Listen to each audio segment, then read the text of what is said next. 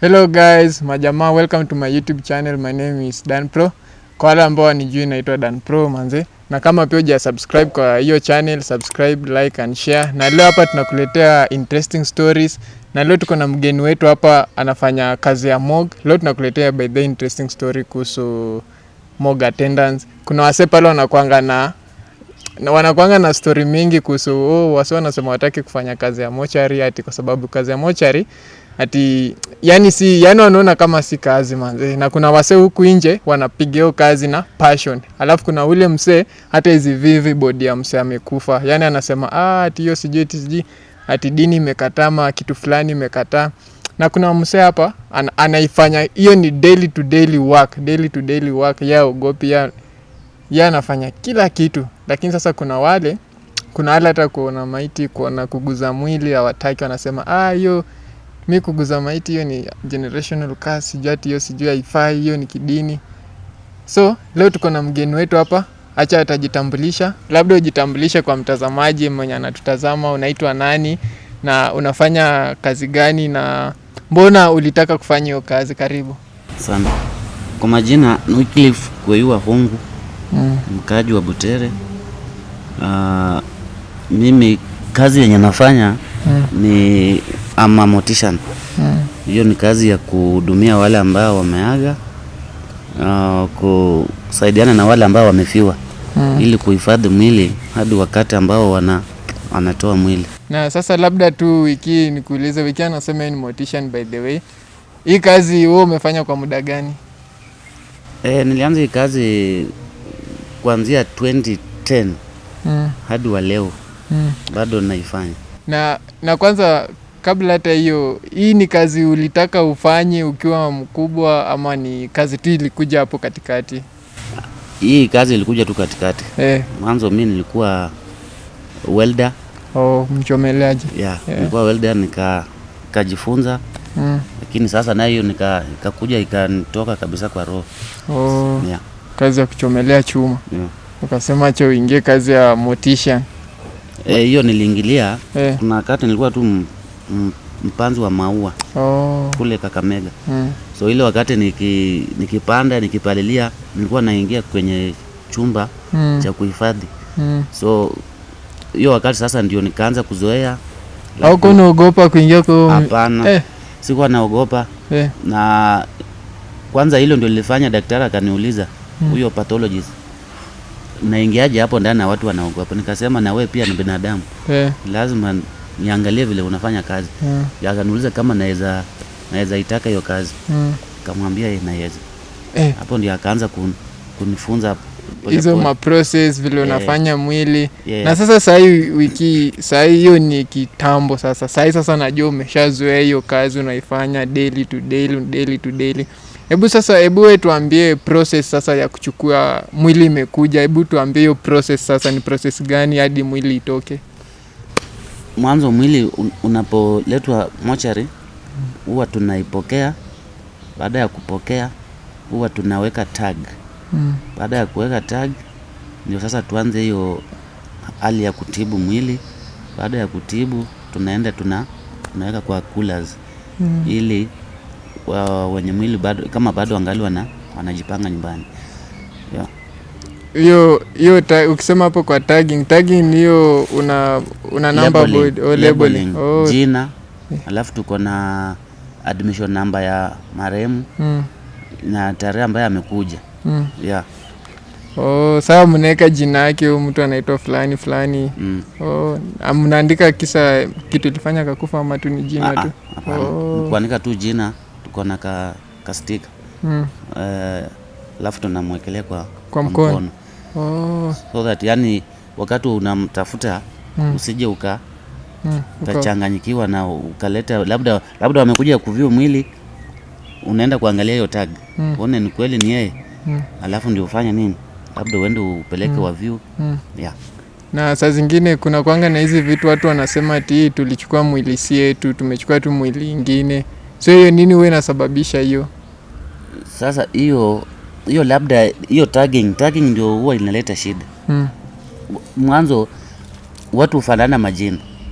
So unaweza enda uone hiyo jina, labda kwa mfano mtu anaitwa Joseph Onyango na labda tuko pale na wawili mpaka hiyo tag uangalie vizuri kama na hiyo namba yake ndio uhakikisha kwamba ni yeye. Usipohakikisha hiyo namba utapeana mwili ambao si wa kweli. Sio mwili wa kweli. Yeah. Kwanza before kwanza tuendelee, unafanya hii mochari inaitwaje? Butere Funeral Home. Butere Funeral Home iko hapa Kakamega County, pia unaweza tembelea pale. By the way, service zao ni mzuri, si service mbaya. Nishaikuwa pale siku moja kuangalia tu, unakumbuka siku? Yeah. Kuangalia si service mbaya. Yeah. Sasa Wiking, hii nasikianga tu embalming. Hii mwili imegongwa, tuseme kuna ile scenario nishaiona, gari imegonga msee, amebondeka sura. Sasa siku ya kumtoa mochari, siku ya kumzika, kumuona ameundwa sura. So hiyo nini huwa ina happen? Tuko na kitu inaitwa molding. Yeah. So iwapo alikuja kama amekanyaga vibaya uso, inafaa uanze kuregesha kichwa iwe yani ya kawaida. So kuna vile huwa tunafanya unairudisha iwe sawa, alafu ndio uanze kutibu. Ukianza kutibu kabla hujarudisha itakuwa stiff kama bado iko hivyo. Yeah, so lazima urekebishe kwanza ndio utibu. So kama ilikuwa imejinini unashona nini? So hizo pia unafanya? Zote. Mimi hiyo naogopa man. Kuingia kwanza tu kwa mochari. Hiyo inakuanga. By the way, watu wengi wanaogopa kuingia kwa mochari ati sijui nini. Ati mwanamke akiingia kwa mochari ni ukweli ati anahara. Hapana. Hiyo ni mabeliefs ndio. Si pale kuna pia wanawake wanafanya hapo kazi. Tuko na wao. Kwanza saa hizi mademu wameingia kwa hiyo sekta sana. Sana. Hapo ni mahali pa kila mtu. Na sasa nyinyi huwa nasikia pale ndani kuna wana preserve mwili, wanafanya makeup, sijui wanafanyia mwili makeup, wanapiga nini ma lipstick, ma lip gloss. Alafu tena pia kuna mnaipaka mafuta. Yeah. Okay, hiyo ndio kung'arisha mwili. So wakati unamtoa kwa kula, unamwogesha, lazima umfanye nini? Umpake ile ang'ara. Uweze tu muachilia tu hivyo aende hivyo. Ili watu wake wakiangalia waone huyu marehemu ako sawa. Marehemu wako sawa. Na pia hiyo si pia ni service tu. Yeah. Hiyo inalingana na malipo ambao mtu amelipa. Yeah. Kuna za kulipiwa. Na kuna hii watu wanasema ati mwili sijui imekataa kuenda. Nyinyi ushai experience hiyo kitu kwa kazi ati mwili imekataa kuzikwa sijui kuenda? Bado. Hiyo ni misemo tu. Yeah. Sijaikumbana nalo. Hebu sasa tuambie, kuna hii nini? Kuna hii mwili inaletwa na polisi na kuna mwili inaletwa na familia. Hebu sasa tuambie hizi mwili mbili huwa unajua huwa mreceive the same. Kuna yenye imeletwa na polisi, kuna vile mnaipokea. Kuna yenye imeletwa na familia, pia kuna vile mnaipokea. Huwa mnapokeaje yenye imeletwa na polisi? Hiyo ya polisi wakati wanaleta pia inaadmitiwa. Alafu kama ni non body watatueleza majina yake. Alafu pia tuandike. Kama ni unknown, huwa tunaandika unknown, alafu tunaweka tena kwa mkono ili wakati wenyewe watatambulika ndio watakuja watupee majina. Alafu wakati huo lazima paka askari mwenye ameleta aende aandikishe kwa kitabu. So that akikaa sana paka tutamtafuta. Anaandika jina lake na nambari yake ya simu. Na sasa hii nini na kuna watu washai kuja, unajua kuna watu wakipotea, mtu ataenda kwa polisi, atafute mtu wao amepotea, ataulizia social media. Kuna watu wanakuja anga kutafuta hapo mwili imepotea. Mtu kaulizia mtu kama amepatikana. Lazima paka tushaipata watu wakiulizia mwili. Ya juzi ni huyu jamaa ambaye aligongwa na gari, alikuwa anaitwa Ishmos. Alikuwa aspirant. Nadhani ulisikia. Nilisikia. So huyo jamaa tulikaa naye 2 days kabla hajatambulika. Na hatukuwa na habari ya kwamba alikuwa anatoka mahali fulani. So baada ya 2 days wakafanya nini? Wakaanza kutafuta. Ndio polisi wakapigia simu wakasema wafanye nini? waende wa confirm kama ni yeye. Kuna ile tu kitu yani ushaiona kwa hiyo kazi na utaisahau. Kama last year kuna mzee alikuwa mbeba mama na kijana mwingine pale ukivuka Lusumu hapo hiyo trailer ikapita juu yao. Huyo mama ndiye alikuwa vibaya sana. Aliraruka mwili wote mpaka intestines zikawa zimetoka nje zote. Yeah. So hiyo ndio niliona nikanini, lakini nilijaribu kumtengeneza mpaka akaenda akiwa sawa. Akarudi kwa sawa. Familia ilifurahi pia sana. Na sasa kuna hii familia kidini, kuna utamaduni watu wanafanya huko ndani ka rituals hizi, kama ati mtu amekuja hizo nguo wanachukuanga, so wanaendani hizo nguo mtu anasema ati tumwagie maji, hiyo maji mmoshea mwili mtupe, inakuanga vika hizo kweli? Hiyo sijaiona ama sijaisikia. Na watu wanasemanga huku nje ati mostly atunyo nafanya mochari mpaka vute bangi kwetu jina madawa. Hiyo hapana. Kwanza hata mimi sigara sivuti, bangi sivuti. Okay. Kuna vileo lakini baada ya kazi. Kama niko sawa, naweza nikae mahali, lakini si ati mpaka nikunywa ndio nifanye. Ukifanya hivyo utaharibu kazi ya wenyewe. Yeah. Utatibu mwili na hiyo mwili labda haitakuwa sawa ama utaiharibu sana. So si lazima tu ukunywe ama uvute kitu ndio ufanye kazi. Na so hizi story watu wanasemanga ati mpaka uvute bangi ni za kweli tu za uongo? Hiyo ni uongo. Kakamega nilifanya hata na pasta. Nilikuwa nafanya na pasta. Yes. Jumapili anaenda kanisa kuhubiria watu. Huyu sasa atavuta saa ngapi? Kweli hapo ndezi vuta bangi. Alitoka kule amekuwa star ya Kisumu. Huyo ndiye alienda. Unaweza ambia nini watu kuinje juu kitu umejifunza? Kazi ni kazi tu. Bora unapata hiyo goal yenye unaamkia ukienda huko. Watoto wasome, alafu usukume mambo mengine ya maisha. So mimi naweza ambia wale ambao wanafikiria vibaya, hiyo kazi vijana wajitokeze. Ni kazi kama nyingine tu. Ngaje inataka ukiwa na roho. Hapo nini ukweli, hapo ni uko na roho juu. Sometimes naona mochari ndio hiyo the same two roof, hapo tu place, tena ofisi iko hapo. Tena hapo place sijui kuna reception. Ni hapo tu. So ni mnyinyi mnazungukia tu hapo. Ni hapo tu. Hakuna mahali tunaenda kama hospitali. Unajua hospitali mpaka uende ward uchukue mwili ulete mob. Lakini hiyo yetu ni hapo tu. Mwili ikikuja inaingilia hapa, tunachukua tunaenda kutibia hapo. Huko mbele kuna reception. Na hizo mwili watu, unajua most of the time ni meat, watu wanasema huku nje ati saa zingine kuna mwili hazijakufa vizuri, so the moment inaamuka mtu anaipiga na nyundo kufa tena. Hiyo sijai story tu. Sijai. Hiyo sijai ona ama sijai kumbana nalo. Na sasa kama mtu ameletwa huko amekufa, nyuwa mna confirm amekufa tu kabisa ama mnachukuanga tu kama mmenini? Okay, familia inaweza leta but wawe suspicious. Huwa tunawapea muda. Watulie kwanza. To confirm. Tukisha confirm at least after 30 minutes huyu atakuwa mambo yake itakuwa imeenda tu hivyo.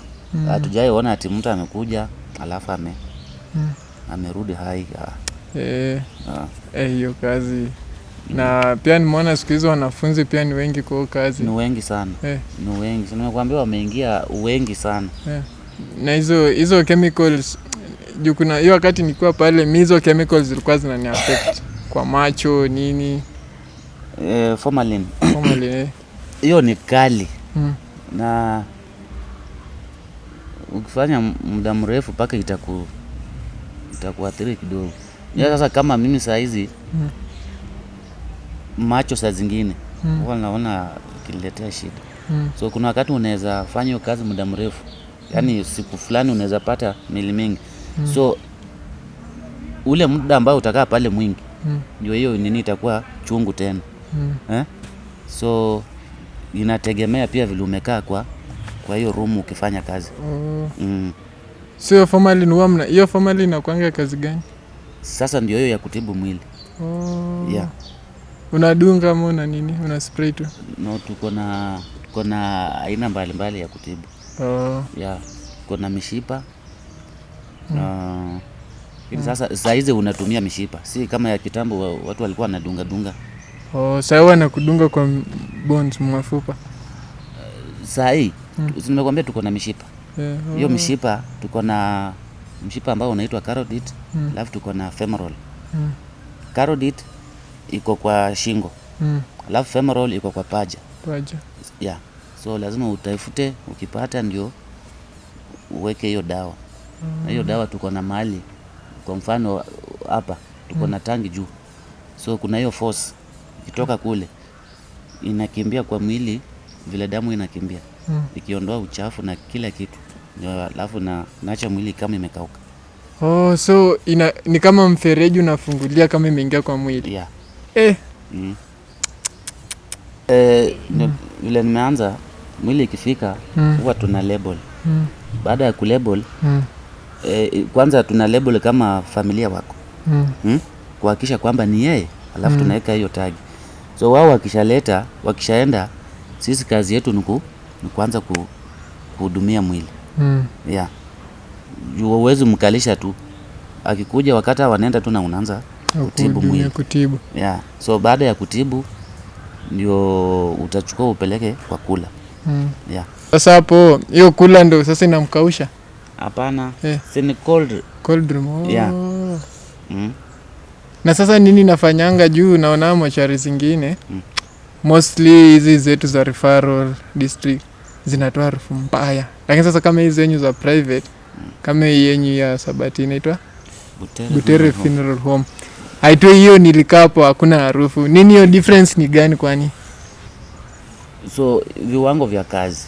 Unajua kuna wale ambao hawafanyi kazi kulingana na, unajua mwili iko na hiyo dawa, kuna percentage ya kuingia kwa mtu.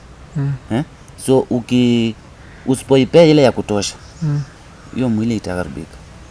So utenda kazi ndio unafanya labda hizo ziharibike. So inafaa tu mwili unaifanyia kazi vizuri. Ufanye tu kazi vile inafaa ifanyiwe. Yeah. Na nyinyi mnaangalia ati mnafunika mwili na blanketi, siji mashits. Inakuja tu kama umeingiza kwa cold room ukishatibu. Tukitibu, ukiingiza so obvious huwezi weka na manguo. Unaweka tu hivyo. But sasa ile wakati wa viewing ukipeleka ndio unachukua. Sisi kwetu tuko na mahali pa view body. Ya kuview body. Si kama huko watu unaenda mahali unaona kila sisi tuko tu na room. Ukitoka kwa kula unaileta mpaka mahali. Alafu ndio familia inakuja kuona hapo. Familia inakuja. Nilikuwa naona na hiyo yenye umesema kuview body. Kabla si kama mtu anatolewa tuseme Thursday, Friday. Hapo katikati kuna familia zinakuja kuview bodies. Yeah. Si ukileta paka ukuje uangalie mwili yako. Unaweza kosa ukuja kuona. Sasa ndio hizo zenye unasema hizo nini zingine hizo. Bora tu mtu ametupwa huko. Utapata amebaki hivyo. Lakini sasa mtu akikuja lazima paka utakumbuka kwenda kumchukua ama kuangalia vile yako ndio umpelekea aone. Kuna hizi mwili huwa zinatoa maji. Kuna hizo mwili huwa zinatoa maji. Nini huwa ina happen ndo upate mwili tu inatoa maji yenyewe? So hiyo inategemea na ugonjwa ambao huyu marehemu alikuwa anaugua. Sana sana kama ugonjwa wa sukari. Mtu akikufa lazima tu hiyo nini itatoka, hiyo maji. Most cases hiyo inakuanga mtu kama amekuwa na failure liver. Utapata hiyo maji sasa wakati hiyo liver ilikuwa inatoa hiyo maji inarudi mpaka kwa mwili. So wakati mtu anakufa hiyo maji inatokea kwa hizi nini za hizi tundu zetu hizo.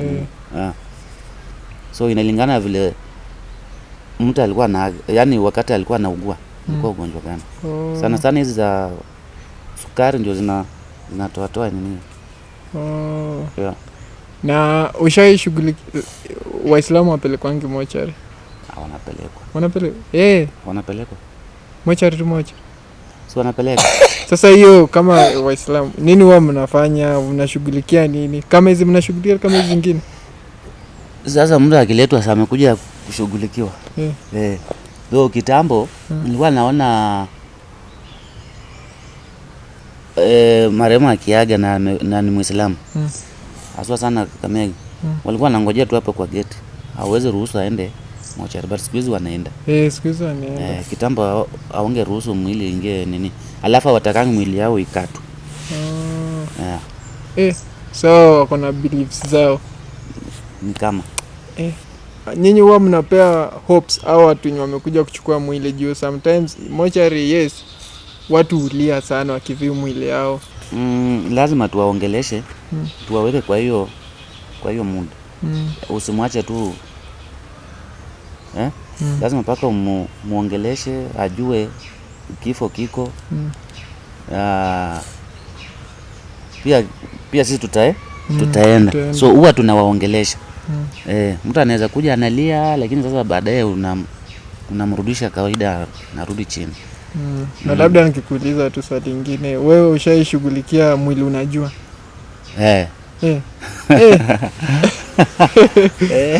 Ilikuwaje?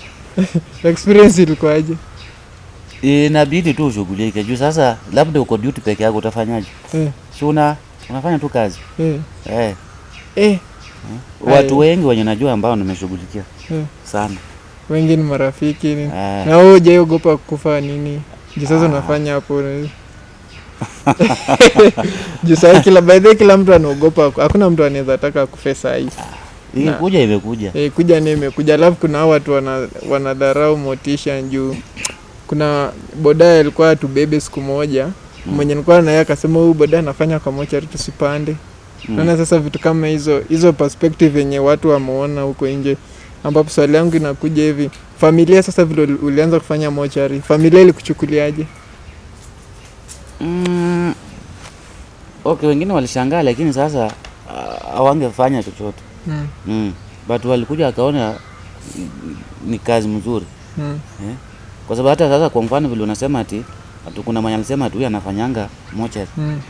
So wacha inafikanga wakati huyo mwenye anasema amefiwa. Si lazima paka atakukujia tu. Hapo ni kweli. So hiyo madhara mengine mimi naonanga hata haina maana. Society, marafiki, ulipoteza marafiki kwa hiyo kazi ama? Lakini hata si wengi. Wengi walikubali. Juu hata sahii naona sahii mostly wasichana, kwanza madem wengi, hata warembo wengi sana wanafanya mochari kufanya. Na wewe unaweza himiza aje mtu uko nyumbani, labda kuna mtu anataka ako tu anataka kufanya kosi ya mochari, unaweza mwambia aje kuhusu kazi? Mwenye yule ambaye anatazamia ama anafikiria kufanya hiyo kazi, awe tu free. Aenda apate masomo, alafu aifanye. Si mbaya. Au watu ni ile pumzi wameishiwa tu, lakini ni watu wenye tunakaanga tu nao. So hakuna haja ati ya kuogopa ama nini. So hata ukiona kama huyu hiyo sima anaonanga hizo mapicha. Wamezoea. Watoto washazoea. Hata ukikuja nyumbani uliza ameenda wapi, atakwambia tu ameenda huko, haogopi. Hata mke pia anaelewa tu, anajua. So ni sisi tu tunakuanga na watu wa nje ndo wanaonanga tu watu hapana. Na pia mnaweza, kama uko na swali pia unaweza uliza hapo chini. Nataka kusema asante wenye mmetazama. Continue like, share and also subscribe to my YouTube channel Dan Pro. Thank you.